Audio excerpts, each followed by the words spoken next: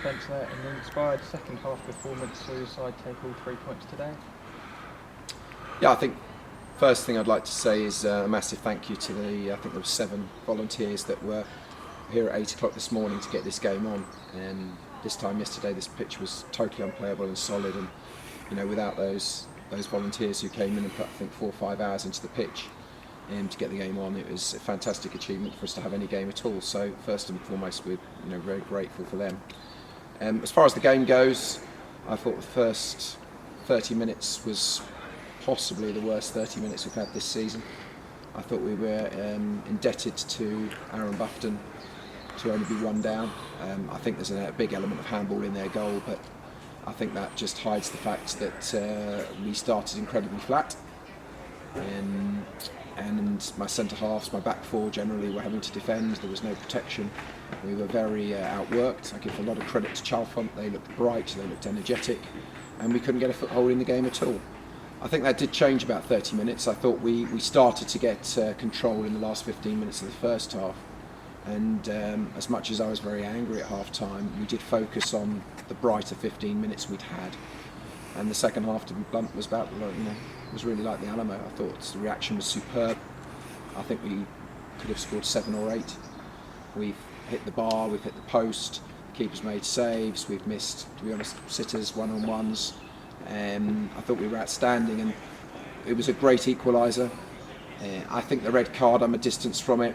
Looked slightly harsh, though, to be fair. The opposition is saying it was red. He did go in 2-footed, but at that stage it was already us in complete control. So as much as the red card assisted us, of course, I thought we were really in the ascendancy, and I thought we were particularly strong. We played some fantastic football and thoroughly deserved the win.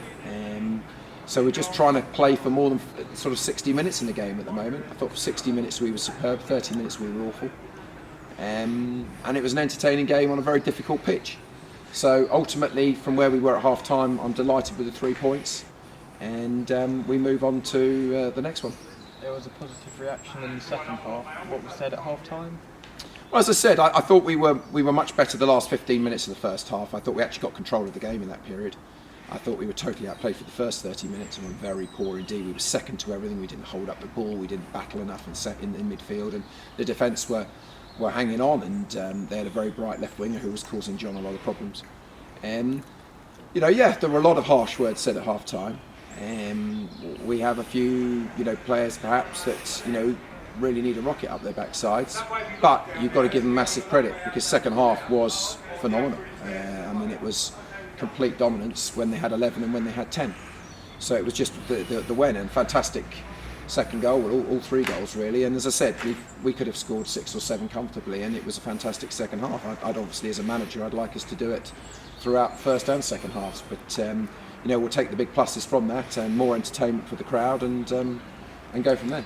You mentioned John Oyenuga, who came off in the first half. How is he? He's fine. It's mental. It's something we've talked about. It's an internal issue. John is a player I rate very highly. Some players are better on the front foot, and not perhaps when things aren't going their way. And we have obviously lots of different characters in the dressing room, and they handle positives and criticism in different ways. And John's struggling with it, and it's difficult. I've got some sympathy for John, but I've also got some criticism for John, the way he just threw his hands up and said he needed to come off. He was up against a very good player.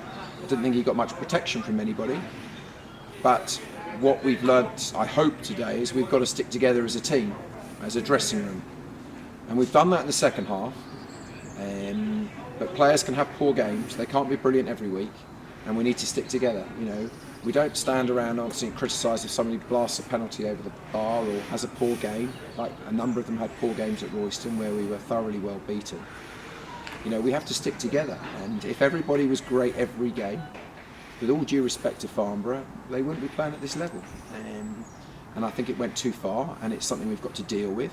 So I've got a lot of time for John, but he's also got to stand up and be counted sometimes. And he had a very difficult time there. But we try and be positive with it. We'll speak to him, and it's not just about him. It's about as a group of players, because players, as I said, they handle things differently. And I'm very disappointed about what happened. Obviously, the reaction we got in the second half was very good. But as you know, in the first half, Aaron kept us in it, and for me was man of the match. Overall, I thought, you know, he didn't have a shot to save in the second half. I think Pearce and Asana as two centre halves were outstanding. You know, forwards will get the plaudits when we score the goals, but did they do anywhere near enough in the first 30 minutes? No, they did not. So, you know, I think that my centre halves and goalkeeper today did very well in particular. And obviously, when they start well, then you've got every opportunity of moving forward because it's a good base.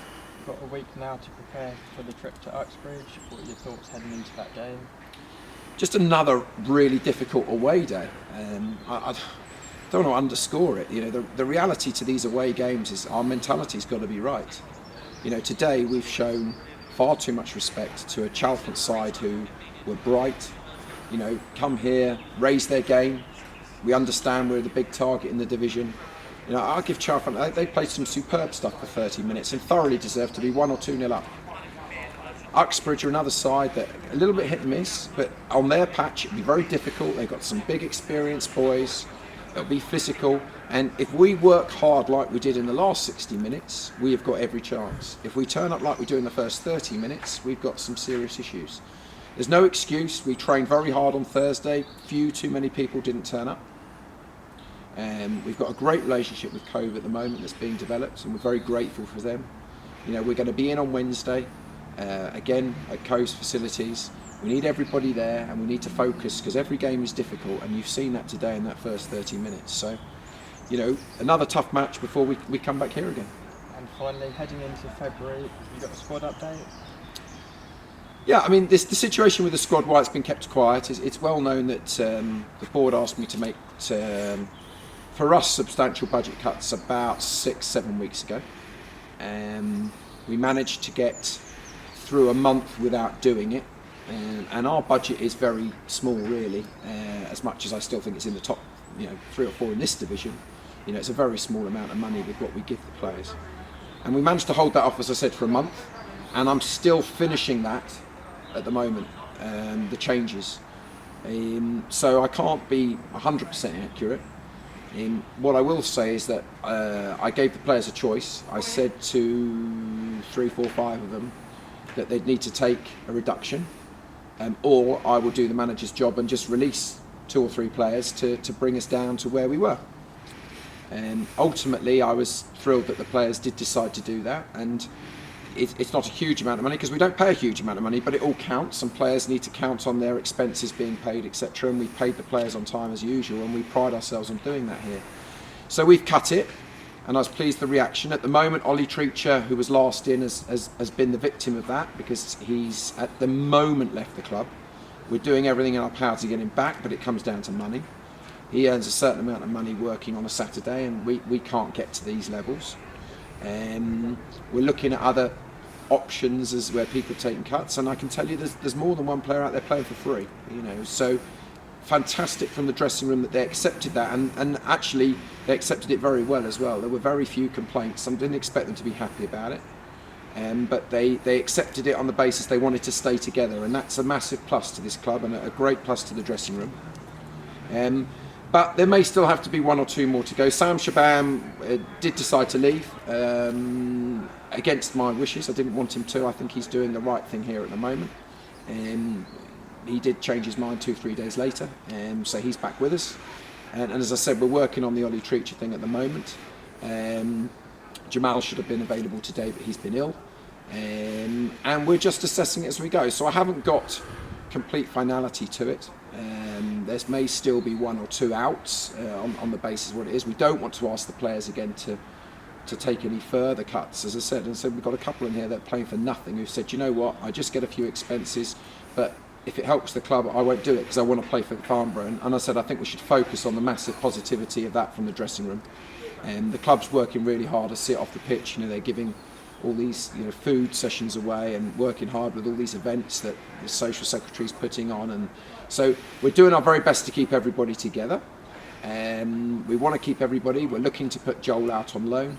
We're looking at a couple of trialists, but they're coming in for nothing, just to beef the squad up. But I thought Jordan came on and did very well today. I thought Ethan did well at Royston, and these are all the pluses looking at the academy.